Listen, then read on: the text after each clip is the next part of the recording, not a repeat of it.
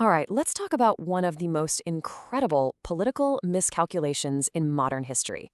I mean, imagine being a leader who basically asks for criticism and then gets way, way more than he ever could have handled. That's exactly what happened with Mao's 100 Flowers campaign. And the whole thing kicks off with this really fascinating puzzle, one that links the two biggest communist powers on the planet.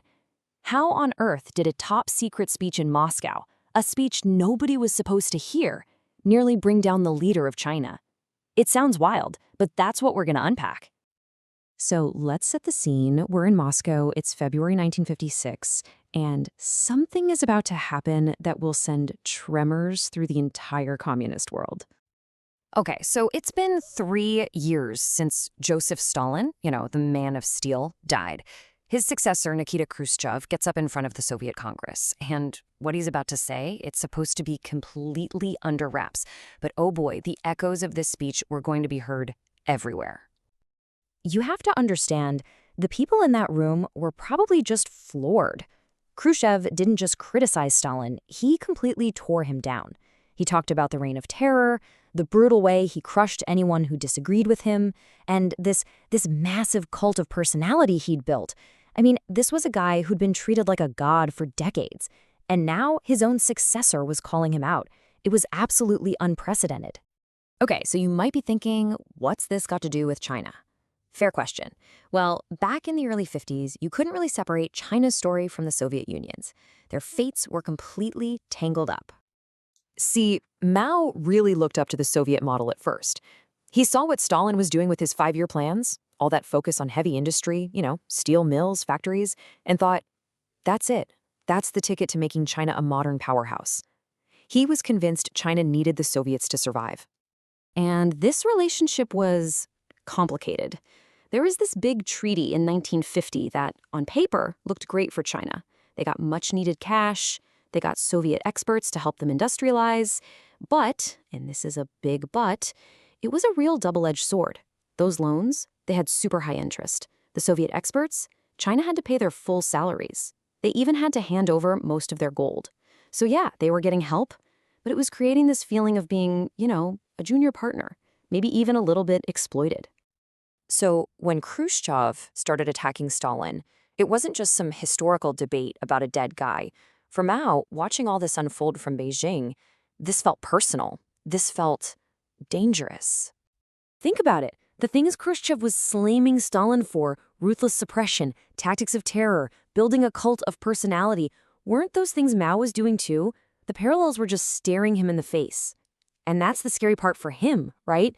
If the Soviets can turn on their own revered leader, who's to say the Chinese couldn't turn on him for the exact same reasons? So Mao is in a tight spot. And what does he do? He comes up with this incredibly clever, but also super risky plan. He figures, okay, if criticism is coming, I'll be the one to invite it. I'll control it. And just like that, the 100 Flowers campaign was born. And the slogan for this thing was beautiful, right? Let 100 flowers bloom. Let 100 schools of thought contend. It sounded so open, so liberal, especially coming from him. He was basically telling everyone, intellectuals, artists, you name it, go on, speak your mind. Tell us what you really think about the party. It really looked like a brand new day for China. But here's the twist. This was never, ever about freedom of speech. Nope. Behind all that poetry was a cold, hard strategy. The whole thing was a trap. It was a litmus test, a way to see where people really stood. He was basically saying, show me who you are so I know who my enemies are. A classic bait and switch. Now, Mao probably thought he'd get a few mild complaints, right? Some constructive criticism he could easily handle. He thought he had it all figured out. He was in complete control. Except, he wasn't. And this brilliant gamble of his was about to blow up in his face. Big time. Simply put, the test went wrong. Horribly wrong. This wasn't just a few drips of criticism. The floodgates just burst open. It was a complete torrent of dissent, way more than Mao ever saw coming. People weren't just making little suggestions for improvement. No, they were questioning the entire system. They were criticizing the Communist Party's absolute power, its policies, and pretty soon, they were even questioning Mao himself. Suddenly, the ground beneath his feet was shaking.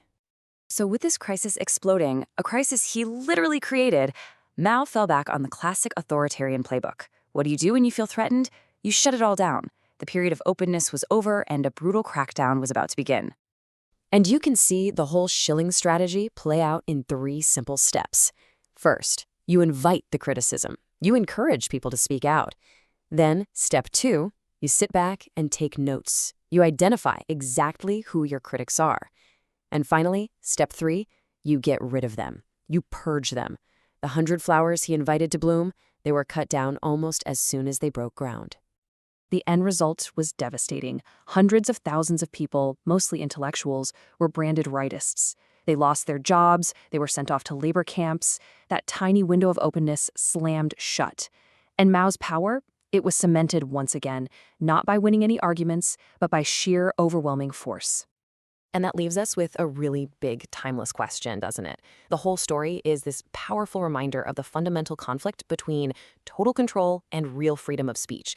Can an authoritarian state ever safely manage dissent, or is any attempt to open the door even a little bit doomed to end in a crackdown? It's a question that didn't just apply to China in 1956. It's one we're still grappling with all over the world today.